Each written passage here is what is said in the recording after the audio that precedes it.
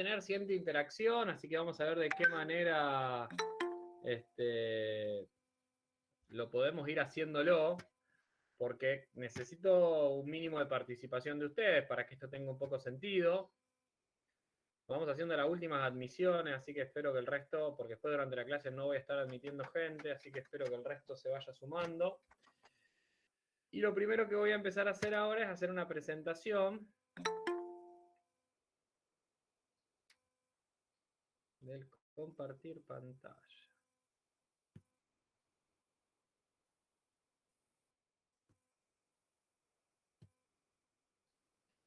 A ver si lo encuentro. ¿Dónde está?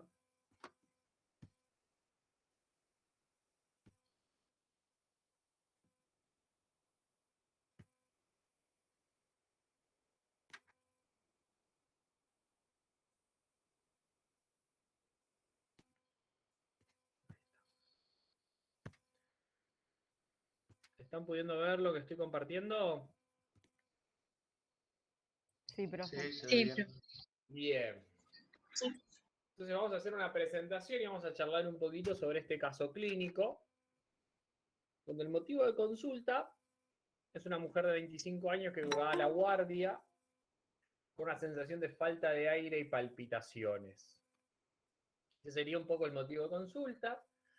Ustedes saben que hay una ley de salud mental en Argentina que rige ya desde el año 2010 y que dice que los hospitales psiquiátricos, los monovalentes, los llamados manicomios, deben dejar de existir o deben no crearse más, y progresivamente la atención de los cuadros debe virar o girar hacia las guardias de los hospitales generales o sanatorios generales. Entonces, este motivo de consulta es un motivo de consulta que llega a un hospital general, pensemos en un contexto de una guardia, una chica que es traída de 25 años, que no presenta antecedentes médicos de jerarquía, y cuyos síntomas más predominantes son la falta de aire y las palpitaciones. Esta falta de aire comienza de forma súbita, obviamente ella está muy angustiada, incluso por momentos se pone a llorar, y relata que mientras se encontraba con su pareja en el cine, comenzó a sentir que le costaba respirar y que su corazón se le aceleraba mucho, de manera consciente, refiere esas palpitaciones. Posteriormente se transpiró absolutamente toda, la opresión en el pecho, la precordial, fue aumentando y empezó a tener una sensación de miedo a morirse. Esto no duró más de 10 minutos, según lo que ella cuenta, dentro de este cuadro de mucha angustia, con mucha dificultad para el interrogatorio, y que mientras fue atendida por el personal médico del cine, fue progresivamente cediendo, no le administraron en ese momento ninguna medicación. No está compartiendo el caso, quedó en la portada. ¿Enfermedad actual no están viendo? No, dice clínica médica, caso clínico. Sí, no sé. Ahí, ahora sí. Ahora sí. Actual.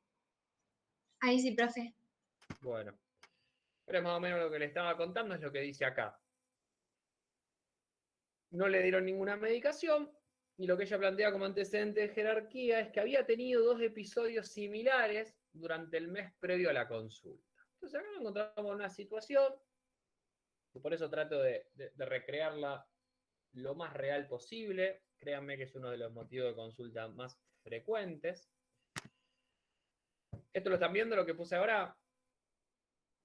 No, esa Sí, es en la enfermedad actual.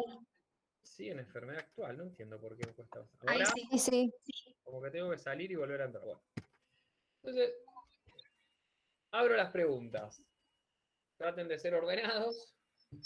¿Qué hacemos ahora? ¿Qué harían con esta información que tienen? Olvídense que yo soy psiquiatra, eso va a ser muy importante.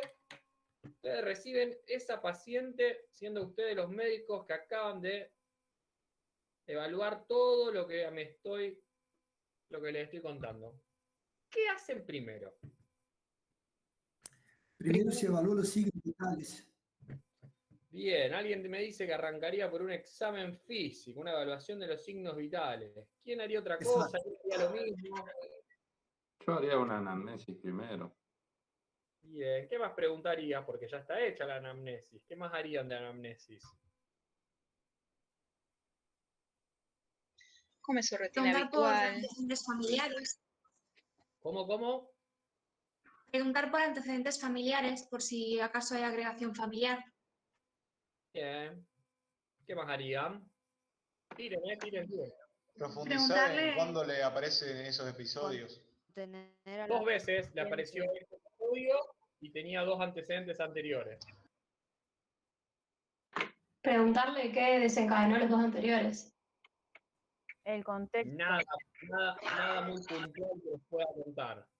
No encuentra un disparador puntual, los otros 2 fueron mientras estaba estudiando, de manera inespecífica. Preguntarle qué hace ella, si es estudiante, si trabaja.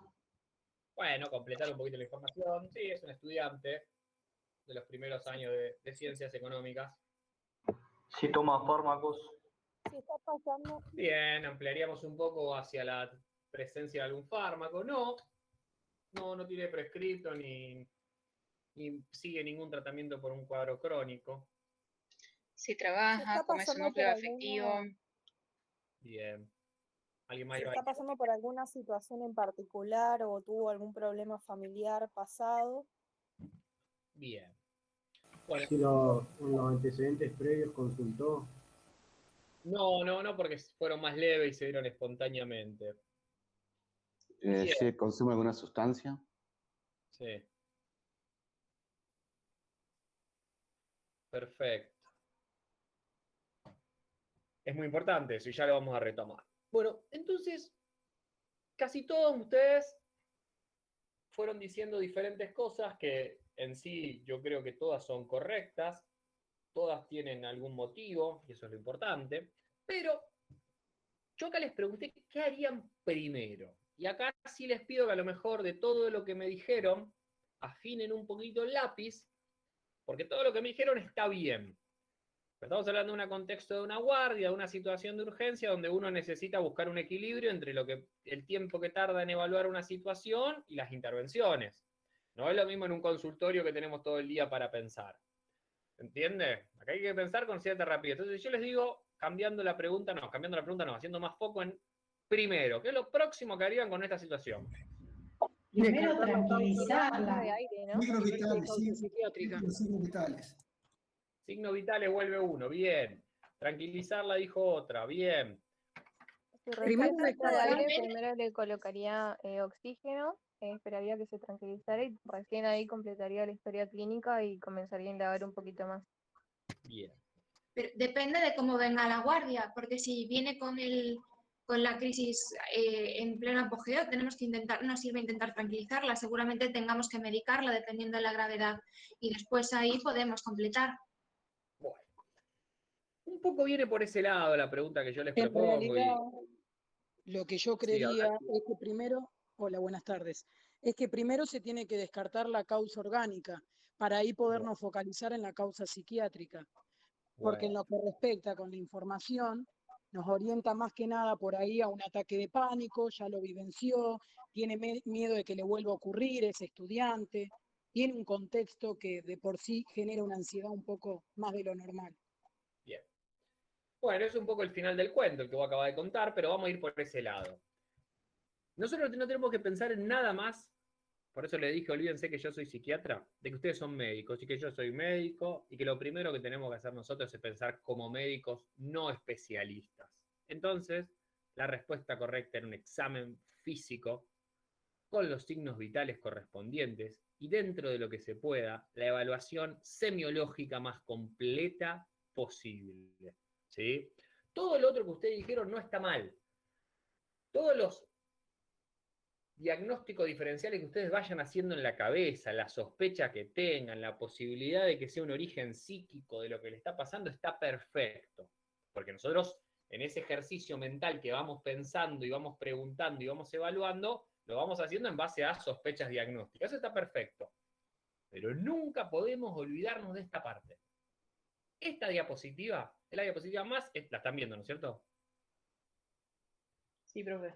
Aquí dice examen físico. Sí, se ve. Esta es la diapositiva más importante de nuestra clase de hoy. Porque fíjense que yo les traje un típico caso de crisis de angustia o ataque de pánico que lo diagnosticaría cualquiera. Pero lo más importante no es llegar a ese diagnóstico. Lo más importante es que en el medio el paciente no esté teniendo un infarto. Lo más importante es que el diagnóstico en el medio no esté con una intoxicación con cocaína. Lo más importante es que en el medio el paciente no esté con un traumatismo de cráneo o un hematoma subdural. ¿Entienden a lo que voy? Acá está el clic de lo que yo hoy les quiero transmitir. Salvo los que vayan a hacer psiquiatría, salvo los que se vayan a especializar en salud mental, que serán muy bienvenidos, acá lo más importante es que nosotros no cometamos el error de que se nos escapen las patologías orgánicas. Y para ello tenemos que pensar y evaluarla como si fuese una paciente más que viene a una guardia con algunos síntomas, y por más que no tenga una semiología de un infarto agudo de miocardio, tenemos que hacer todo lo que son los signos vitales, probablemente pedir algún estudio de enzimas, probablemente pedir alguna placa de tórax. Entonces fíjense que acá empezamos a ver un examen vital, un examen físico que no arroja grandes alteraciones, puede tener un poquito de taquicardia, que es coherente con el cuadro, pero que a la auscultación el aire ingresa bien, la saturación de oxígeno es correcta, la evaluación en los diferentes aparatos no encuentra alteraciones, pero lo más importante es eso, que ustedes puedan documentar de que aquí no están interpretando y pasando de largo desde una falta de aire a un ataque de pánico, sino que están llegando a pensar que lo primero que hay que descartar es la causa orgánica, como alguien decía.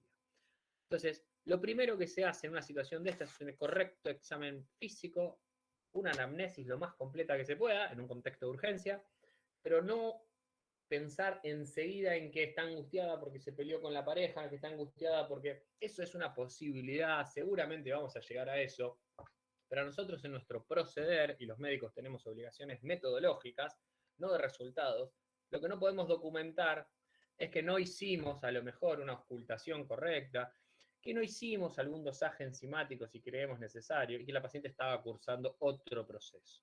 Bien. Seguimos un poquito con la evaluación, como médicos que somos. Profe, Sí. yo sumaría en ese momento ya con los signos vitales un electrocardiograma también. Y en contexto de guardia estaría bueno. Se puede hacer, hay criterios, pero sí, se puede hacer. Igual, todo lo que podamos hacer va a depender mucho también de lo que contemos en ese momento. Si estamos en un dispensario, si estamos en la vía pública. Lo que nunca podemos dejar de hacer es un examen físico, lo que no podemos hacer es pensar en una cuestión, y después todos los recursos que tengamos bienvenidos. El electrocardiograma puede ser muy útil. Un laboratorio general, a veces no contamos con la posibilidad de un electro de un laboratorio, pero si podemos habría que hacerlo. Siempre pensando en esto que yo te digo, en recabar la mayor cantidad de información que nos tranquilice a nosotros y al paciente en términos de que la urgencia no viene del lado orgánico y que sí puede ir perfilando, porque eso es lo que va a pasar, empieza a perfilar más en una crisis subjetiva, en una crisis de salud mental que tendrá un abordaje específico. Bien.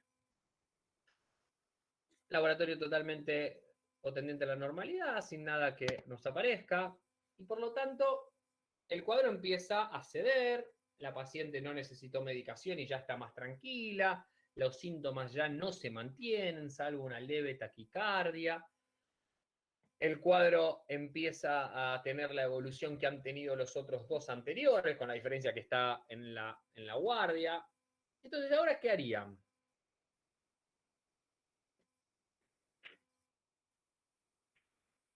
Bueno, en un contexto de guardia, sí, daría un ansiolítico a ella primero para estabilizarla.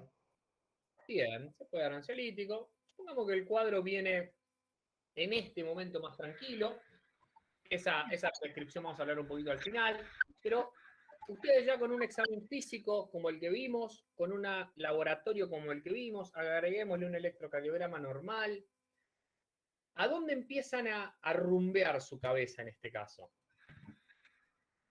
A la psiquiatría, intentar ampliar la historia clínica hacia ese rango, al psiquiátrico. Ahí vamos muy bien. Ahí pasamos a pensar en un examen mental. Veníamos de hacer un examen físico. Venimos de, entre comillas, descartar los principales síndromes que pueden compararse con el cuadro que estamos hablando.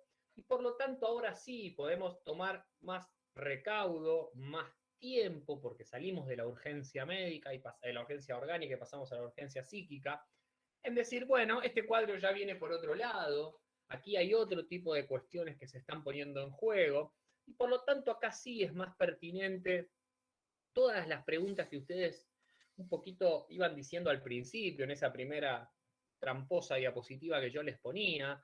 Y acá podemos preguntar un poco más sobre su historia, sobre su momento actual, sobre sus antecedentes familiares, sobre sus rasgos de personalidad, si es una persona muy exigente, si está atravesando un momento de mucha exigencia, académico, familiar, económico, si ha habido algún disparador. Yo no digo que esas cosas no se puedan preguntar cuando arrancamos esta clase o cuando arrancamos la evaluación, pero en aquel momento son datos que van a ser relativos, porque así te diga que está por rendir un examen, todo el examen físico, toda la evaluación cardiovascular que uno le haga, el dosaje enzimático, nunca lo vamos a dejar de hacer, ¿entienden? Entonces, en ese momento donde uno está pensando en lo orgánico, tener información que venga de este lado no es tan útil. Ahora, en este momento sí, porque acá ya abandonamos, por decirlo, el territorio de la urgencia física y pasamos a una urgencia más médica, más psiquiátrica. Y acá nos ponemos a ver cómo sigue la paciente, su estado de vigilia, su grado de lucidez, su capacidad de atención, que se llama la euprosexia, cómo está su memoria, cómo están sus niveles de orientación. Hacemos como un mini mental test, o test de Folten, que se llama, que es un examen, una evaluación clínica neurológica, que sirve para ir agregando información un poquito más específica sobre de qué cuadro estamos hablando. Indagamos a la persona si tiene alguna alteración sensoperceptiva, si hay alguna sospecha de delirio, de alucinaciones, todos síntomas que a veces en las intoxicaciones con sustancias pueden aparecer.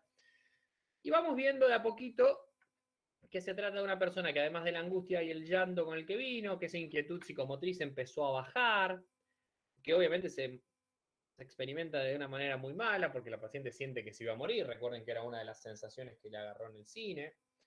Pero que a la vez encontramos con una persona totalmente lúcida, sin alteraciones cognitivas, su memoria está conservada, su concentración también lo está, el grado de orientación, la orientación recuerden que se mide en persona, en espacio y en tiempo, y eso rápidamente se puede evaluar haciendo algunas preguntitas.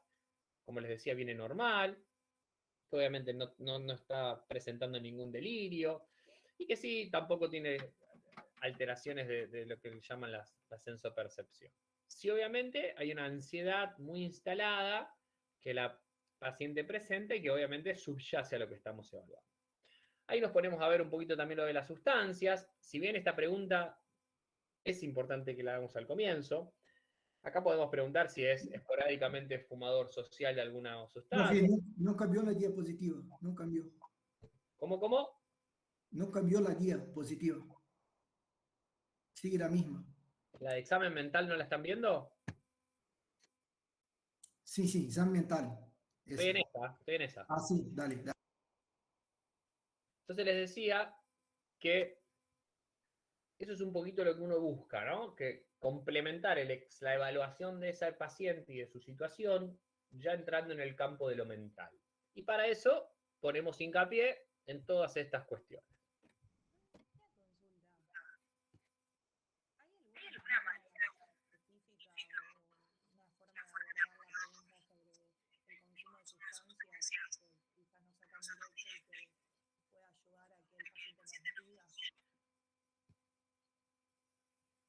Perdón, ¿me repetís la pregunta que no escuché?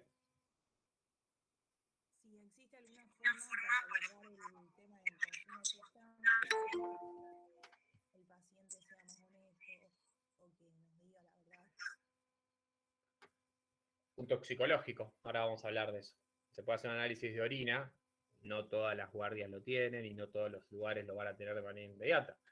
Pero nosotros cuando hacemos tratamiento de los consumos de sustancias nos confiamos en el paciente. Hacemos un toxicológico, donde se ve metabolito de cocaína, metabolito de marihuana o metabolito de un montón de sustancias. ¿A dónde llegábamos hasta aquí? Llegábamos a que lo más importante, y ahora vamos a hablar un poquito de los cuadros de ansiedad específicamente, no es que mi clase gire en torno a qué hacemos con un ataque de pánico en una guardia, ¿sí? Ya dejé de compartir, porque no hay más diapositivas, porque ahora vamos a discutir algunas cosas. Les decía, nosotros no pensamos más en qué hacemos con un ataque de pánico, que ahora vamos a hablar, sino cómo llegamos al diagnóstico de un ataque de pánico. Pero mejor dicho, en qué nos focalizamos. Esto que yo les traigo hoy, con un ejemplo de un ataque de pánico, una crisis de angustia, ¿sí?, puede también tener que ver con cualquier motivo de consulta que llegue desde una sintomatología psiquiátrica. ¿Qué quiero decir con esto? Estamos hablando de alguien que viene, por ejemplo, con un cuadro a consultarles de delirios, viene diciendo que es el hijo de Napoleón, o alguien que viene diciendo que ve objetos no identificados o personas que están muertas en su casa. Metodológicamente hay que repetir lo que hicimos recién. Hay que hacer una evaluación clínica, hay que hacer un examen físico, hay que pedir los métodos complementarios acordes a eso. Se puede hacer una imagen del sistema nervioso, por ejemplo, una tomografía, una resonancia. Se puede pedir una interconsulta con neurología. Siempre yendo a descartar la causa orgánica. Eso es lo más importante que yo quería transmitirles hoy. Porque después van a llamar al psiquiatra, como suele pasar, y yo voy, me presento, ustedes me dicen, mirá, acá tengo una chica que vino con un ataque de pánico. Yo podré pensar lo que quiera de ese diagnóstico, pero lo primero que le voy a preguntar es que me muestren la evaluación del examen físico, que me muestren los métodos complementarios que usaron y que me expliquen cómo descartaron que esta chica no tiene un infarto, que esta chica no tiene una crisis asmática y por eso no puede respirar. Créanme que parecen cosas muy obvias las que yo digo. En la práctica y sobre todo en la urgencia no lo son tal. Porque es todo muy rápido, porque es todo muy confuso. Entonces, si uno tiene una metodología para trabajar, permite de esa manera poder equivocarse menos. Nunca no equivocarse, pero sí equivocarse menos. Entonces, ustedes traten de plantear eso en su cabeza, ¿sí? Cuando ya pudieron dar cuenta de que procedieron correctamente y que llegaron a descartar en gran parte todo lo que tiene que ver con la salud física de estos pacientes, ahí sí, levantan el teléfono, piden una interconsulta con un psiquiatra, o le recomiendan a este paciente, pasada la urgencia, que mañana vaya a ver a su psiquiatra, si no tiene que arrancar con un tratamiento, o a su psicólogo, si el cuadro es más leve. Pero es fundamental que ustedes lleguen a eso y que no ese paciente se vaya y se infarte en la casa, o tenga alguna otra complicación. Entonces, el primer ejercicio para descartar la organicidad es trabajar como médicos. Por más que el caso tenga todos los condimentos de un origen psiquiátrico. ¿Saben cuál es un típico ejemplo de esto? Un paciente psicótico, crónico, un esquizofrénico, conocido por la guardia, porque consulta 27 millones de veces. Pero alguna vez ese paciente puede tener una complicación orgánica. Y además de ser psicótico esquizofrénico, puede tener una perforación de una úlcera esofágica, puede tener un infarto agudo de miocardio, puede tener una meningitis, puede tener una encefalitis, y ya el cuadro no es el crónico de él, es una complicación, una urgencia orgánica. Por eso les digo que no se adelanten en los diagnósticos psiquiátricos, porque los diagnósticos psiquiátricos llegan al final, no al principio. Y para eso hay que seguir esta metodología. Volviendo al caso de hoy, que es uno de los casos más frecuentes y por eso lo ponemos como disparador, lo que hay que entender es que las crisis de angustia, los ataques de pánico, suelen tener este tipo de sintomatología. Un cuadro agudo, súbito, que agarra a personas jóvenes en general, generalmente sin factores de riesgo ni cardiovasculares ni de ningún tipo, pero no nos fiamos de eso, y que cursan con unas características de pico, mucha intensidad de síntomas. Los síntomas de la crisis de angustia los podemos dividir en dos grandes grupos. Los somáticos, que es que el paciente siente en el cuerpo mareos, pérdida del equilibrio, dolor de pecho, sudoración, temblores, inestabilidad en la marcha, y acompañados, o diríamos yo más frecuentemente, de los cognitivos, Miedo a morirse, miedo a volverse loco, miedo a perder el control, todo lo que los pacientes nos refieren. Realmente la pasan muy mal, porque una cosa va llevando a la otra.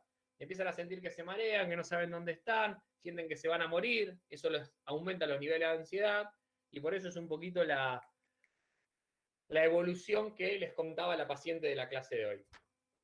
Obviamente, cuando ya el paciente está diagnosticado con crisis de angustia o con ataque de pánico, ya está en un tratamiento, esté o no bien tratado, cuando le vuelve a agarrar, ya sabe de qué se trata, entonces generalmente no va a la guardia. Se toma algún ansiolítico, que ahora vamos a charlar un poquito de eso, pero tiene otra evolución. Pero sí los que debutan, sí los que son el primera consulta, o llaman a emergencias o van a una guardia, porque no entienden qué pasa, no tienen ni idea de qué se trata un ataque de pánico.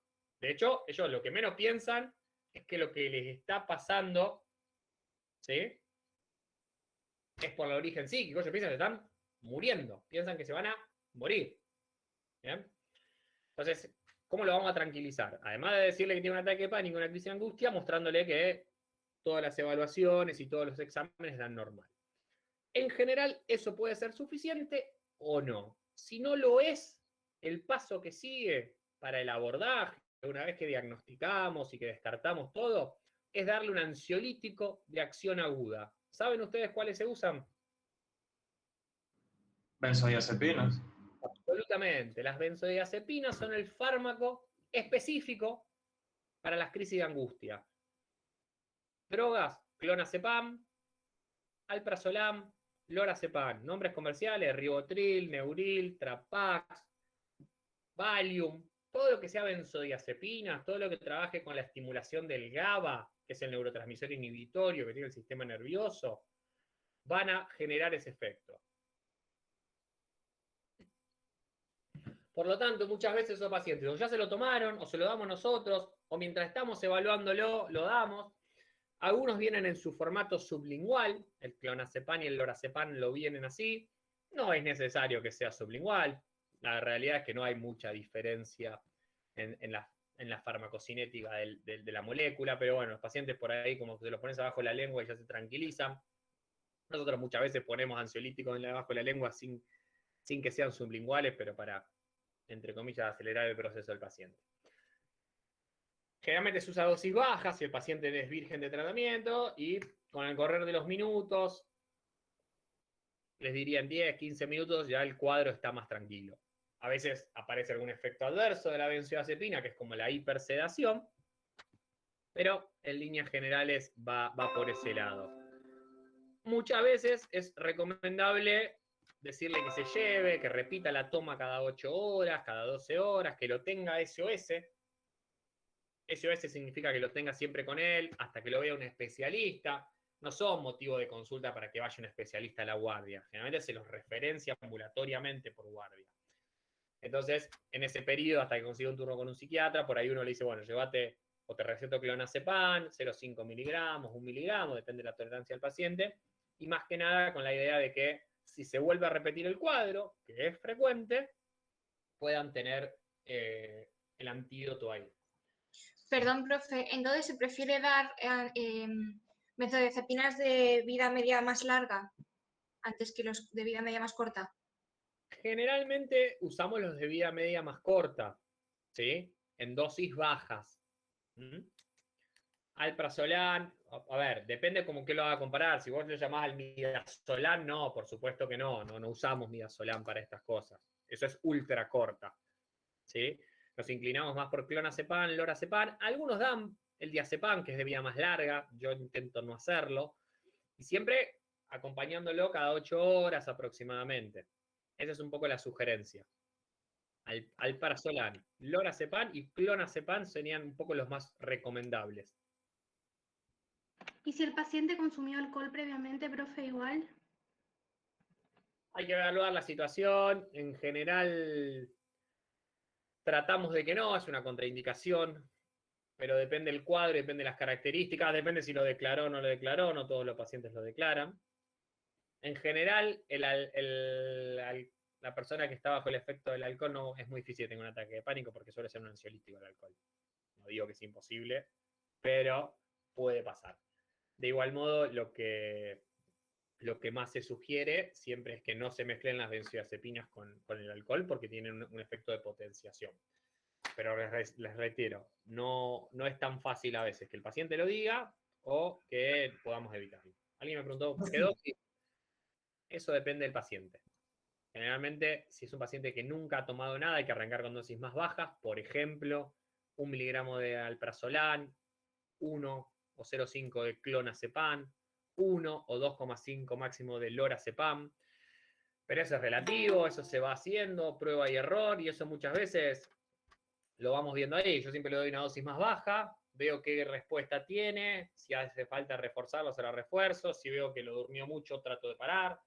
Eso se va viendo ahí, no hay por ahí forma de hacerlo. Y también depende de la magnitud de la crisis. Si es una crisis muy fuerte, por ahí necesitamos una dosis muy alta, y si es una crisis más leve, a veces no hace ni falta medicarlo, el paciente se tranquiliza solo, y por ahí lo que le sugerimos es más que se lleve una benzodiazepina por si le vuelve a agarrar en este intervalo. ¿Sí? Eso en términos de tratamiento farmacológico. Después, si este paciente llega a mi consultorio y uno lo evalúa y ya en un contexto fuera de la crisis y ya asumiendo el diagnóstico de trastorno de ansiedad con agorafobia, trastorno de pánico que se llama según la bibliografía, ahí se recomiendan 2 cosas. Psicoterapia, son pacientes que suelen ir al psicólogo. Dentro de la psicoterapia, la que más se recomienda para los trastornos de ansiedad es la terapia cognitiva, la de tipo conductual. No sé si la han sentido nombrar, es la que está más validada por la evidencia. Los otros tipos de terapias más tradicionales, más ortodoxas, como el psicoanálisis, puede estar recomendado, pero no lo tiene la mayor evidencia. Y generalmente requieren un tratamiento farmacológico de 6 meses a 1 año como mínimo, donde ya no usamos la benzodiazepina, esa que usamos para la urgencia, y usamos los mal llamados antidepresivos. Se utilizan los fármacos llamados inhibidores selectivos de la recaptación de serotonina, los IRS. ¿Cuáles son los nombres? Sertralina, paroxetina, citalopram, escitalopram, entre otros, que son ansiolíticos, son mal llamados antidepresivos porque se usan para un montón de cosas, también se usan para la depresión, pero no son 2 cuadros parecidos, son 2 cosas distintas. Para la migraña también, ¿no, profe? ¿Cómo? Para la migraña. Ese grupo puntualmente no, la amitriptilina, que es otro grupo de antidepresivos, se usa para la migraña. Claro. Alguno de estos puede estar indicados en algunos tipos de migraña, pero no es su principal indicación. La principal indicación son los trastornos de ansiedad y los trastornos depresivos. Después se lo usa para un montón de cosas, por eso hay que dejar de encasillarlos dentro de antidepresivos. Claro. Es decir, son tratamientos más largos, de 6 meses a 1 año como mínimo, porque son fármacos que producen un efecto ansiolítico, pero sin tener los efectos adversos de las benzodiazepinas. ¿Cuáles son? Dependencia y tolerancia. La dependencia es esa necesidad imperiosa de tener que tomar el fármaco, y la tolerancia es que cada vez necesitas con las benzodiazepinas más dosis para el mismo efecto. A lo mejor antes con 1 miligramo estabas bien, y después pasaste a necesitar 1,5 porque los síntomas no se controlan, y así va subiendo y generas una dependencia de la molécula. Por eso, cuando vamos a hacer un tratamiento para los ataques de pánico, para las crisis de ansiedad, lo hacemos durante 6 meses a 1 año y lo hacemos con un IRS. ¿Bien? Por ahí el primer mes las benzodiazepinas aparecen dentro del esquema farmacológico, pero después, pasado ese periodo, es de buena praxis retirarlo. Bien. Esto es un poco lo que yo les quería presentar hoy, pero sobre todo, como les decía, el enfoque, sobre todo el proceder. No vayan derecho al diagnóstico de psiquiatría. Trabajen como médicos, deconstruyan la situación y lleguen por descarte. Los diagnósticos de psiquiatría siempre tienen que ser un descarte. Y más para alguien que no es psiquiatra. ¿Sí? Profe, yo te quería hacer una pregunta. ¿Cuál es la predisposición que tiene un paciente con un ataque de pánico o una crisis de ansiedad y llegar a tener un cuadro depresivo? ¿Cuál es la predisposición para eso? No tendría mucha relación. No son 2 cuadros con un origen común. Pueden compartir características. Un paciente con ataque de pánico que no responda y que tenga además otro problema puede deprimirse, pero no es que un cuadro evoluciona al otro. A lo mejor alguno te va a decir que sí, algunos libros pueden plantear alguna relación, pero en general son dos trastornos absolutamente distintos que tienen su terapéutica específica y que suelen tener su evolución. De hecho, los ataques de pánico pertenecen al grupo de los trastornos de ansiedad, junto con otros trastornos de ansiedad, como puede ser el trastorno por la fobia social, la fobia específica, el trastorno de ansiedad generalizado, y el ataque de pánico y la depresión van para los trastornos del estado de ánimo, junto con la bipolaridad. ¿Sí? Perfecto. Consulto, profe, porque según la bibliografía que leas, te aparecen cosas distintas. Dentro de los trastornos de ansiedad, ¿cuál es más común? ¿El trastorno fóbico o el de ansiedad generalizada? El de ansiedad Porque generalizada. aparecen. El de ansiedad generalizada. Y otra pregunta. Que también puede tener, el trastorno de ansiedad generalizada puede coexistir. Aguárdenme un segundito, yo tengo visitante. Aguárdenme 2 segundos, ahí vengo. Vení. Mi papá estaba trabajando. ¿Te acordabas que no podía venir ahora?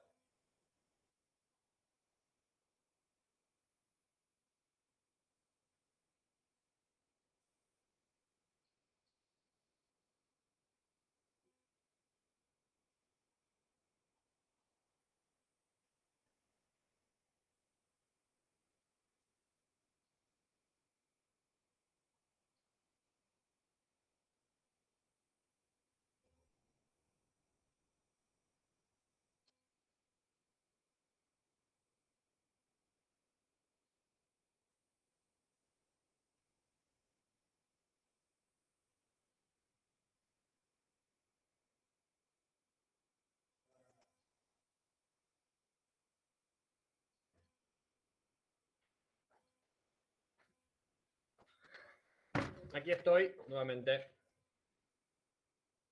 Bueno, estaba diciendo que los ataques de pánico, perdón, que los trastornos de ansiedad generalizada pueden coexistir, puede haber una comorbilidad, ¿no? Más de un diagnóstico. ¿Otra pregunta, alguna duda? Profe, yo tengo una duda sobre cómo se prescribe medicación para paciente con ideación suicida. Si tiene que llamar a alguien de la familia porque se puede tomar toda la medicación por otro intento de suicidio. ¿Cómo que se hace el tratamiento? No, bueno, es que pasa que la ideación suicida depende del marco de qué trastorno se encuentre, si es un bipolar, si es un depresivo, si es un trastorno de personalidad, si es un psicótico. Pero bueno, cualquier persona con ideación suicida no podría manejar su medicación porque Siempre tiene que tener a alguien. tiene que haber un... Bueno. Depende del cuadro de donde emerja la ideación suicida. Pero no, sería como contradictorio.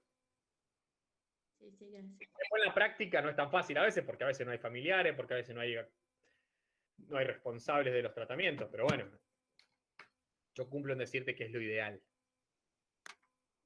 Gracias. Igual la ideación suicida no es... Ahí no escuché bien. Preguntaba que la ideación suicida en sí no es motivo de internación. La ideación suicida casi siempre es motivo de internación, no siempre. A veces hay lo que se llama idea de muerte, que no es lo mismo que la idea suicida. La idea de muerte es alguien que prefiere estar muerto que estar vivo, o que la vida no tiene sentido, pero que claramente dice que no se quiere matar.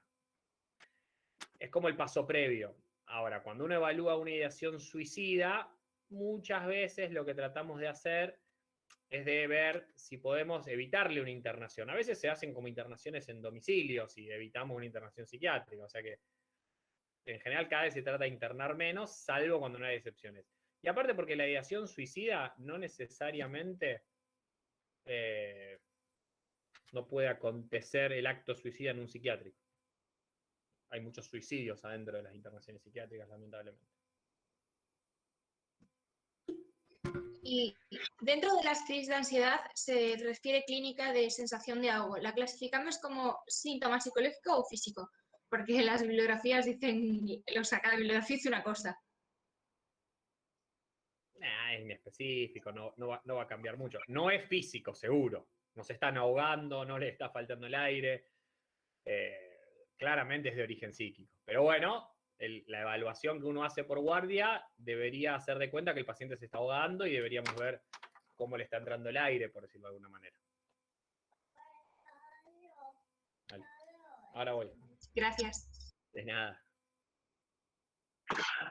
Profe, yo tengo otra pregunta. ¿Sí? ¿Qué patología orgánica qué otra patología podríamos descartar además de infarto e intoxicaciones? Todas. Cualquier proceso de sistema nervioso, ya sea traumático, oncológico o infeccioso. Alteraciones metabólicas, una crisis hipertiroidea, por ejemplo. Alguna cuestión de falla renal que provoca una autointoxicación, por decirlo.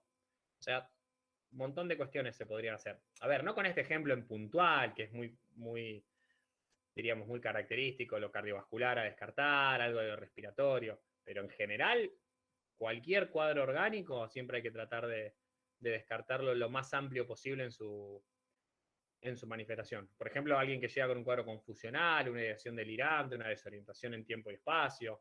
Bueno, ahí hay que pensar en todo lo más que se pueda. Nunca podemos descartar todo, pero nunca perder de vista lo orgánico del cuadro, o la potencialidad orgánica del cuadro. Por eso digo, si uno tiene acceso a un estudio bioquímico, pedir un laboratorio medio interno, una función renal, si alguien tiene ver cómo están los blancos de esa persona, bueno, todo lo que nos pueda, un urocultivo, todo lo que nos pueda hacer pensar en descartar causas orgánicas. Bien, gracias. Una pregunta, ¿en Argentina la buspirona se usa o se dejó de usar también? Porque parece como que está en desuso. No se usa casi acá.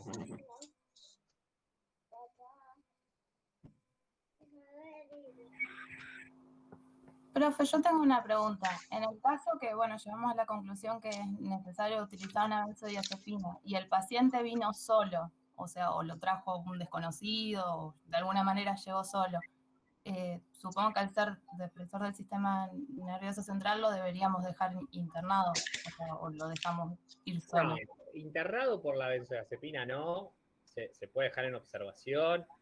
Como decíamos hace ratito, se le da dosis muy bajas. Generalmente, si vino solo, va a haber que llamar a algún familiar, así que por más solo que haya venido, en algún momento alguien lo va a tener que venir a buscar, salvo que el cuadro sea muy leve. Pueden ser que son cuadros que, capaz que a las 2 o 3 horas de que llegó, el paciente ya se da cuenta que está perfecto, que no pasa nada, y si no está con un efecto adverso de la benzodiazepina, puede irse a dormir a su casa tranquilo. Listo, gracias. Por eso les digo, no le den 5 miligramos de clonazepam, porque ahí el tipo se va a tener que quedar porque se quedó sedado en la guardia, no porque necesitó quedarse.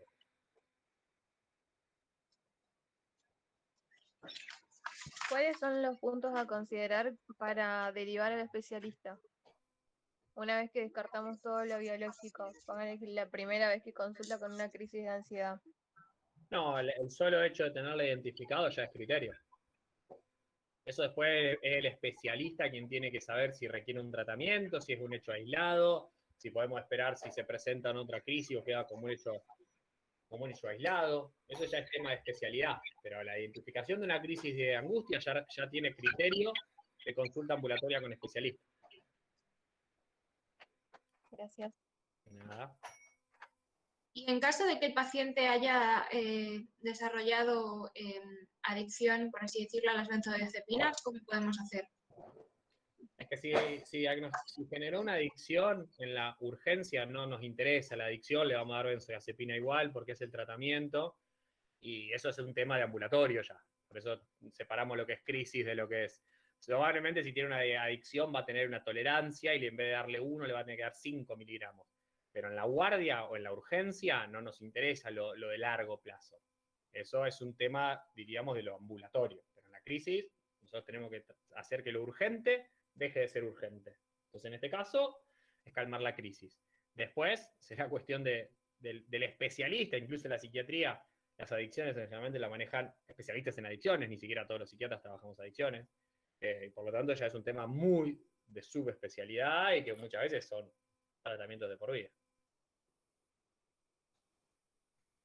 Profe, ¿usted podría explicar bien de qué se trata la depresión endógena? Porque dentro de los antecedentes familiares mencionaba que la madre tenía y no me queda muy claro a qué se refiere. No, la depresión endógena es un cuadro de alteración del trastorno del estado anímico, donde el paciente cursa con una depresión, que es una patología concreta del mundo de la psiquiatría, pero que en este caso es como un antecedente, pero no tiene ninguna relación.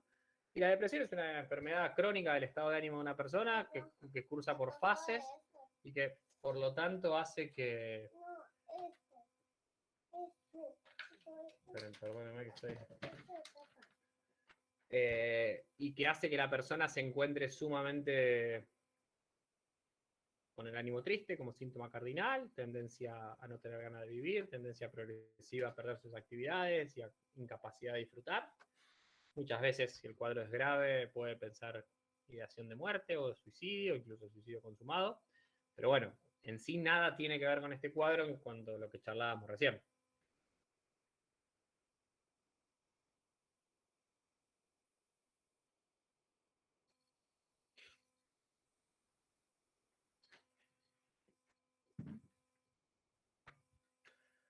Bueno, ¿les queda alguna duda?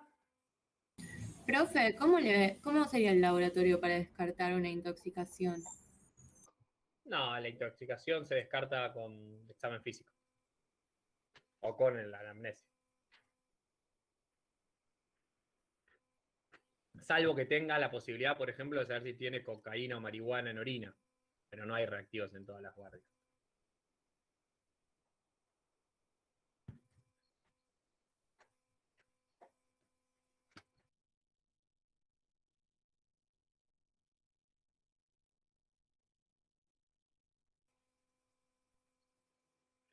A ver, lo que más me interesa es un poco que se lleven esta idea de que ni en el más típico de los gráficos, de los cuadros clínicos, como puede ser un ataque de pánico, que como les decía yo, es muy básico, nos sirve para ver lo metodológico. Hagan foco en lo metodológico. Construyan un diagnóstico psiquiátrico a partir de descartar los diagnósticos y las enfermedades orgánicas. Solamente ahí entramos en el terreno ese. Mientras tanto, no. Mientras tanto, actúen, piensen e indiquen evaluaciones y tratamientos como médicos que son. Por eso les digo, si el mismo paciente que viene, ustedes le toman la temperatura y está con fiebre, y le miden los glóbulos blancos y están elevados, no piensen que está delirando porque tiene una psicosis. Piensen que tiene una meningitis, piensen que tiene una encefalitis, piensen que tiene un proceso orgánico, ¿entienden? A eso me refiero. Entonces, ese tipo de proceder es el que los va a alejar mucho de cometer malas praxis. Y sobre todo en las guardias, y sobre todo en la urgencia, donde a veces lo urgente nos lleva siempre a no tomar las mejores decisiones. Porque por ahí en un consultorio más relajado y más tranquilo es todo más fácil. En la urgencia no lo es.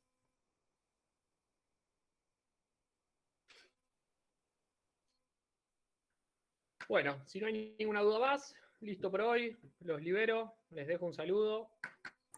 Gracias por la Gracias. Gracias, profe. Gracias, profe. Muchas gracias. Gracias, profe. Nos vemos. Muchas gracias. Buena semana.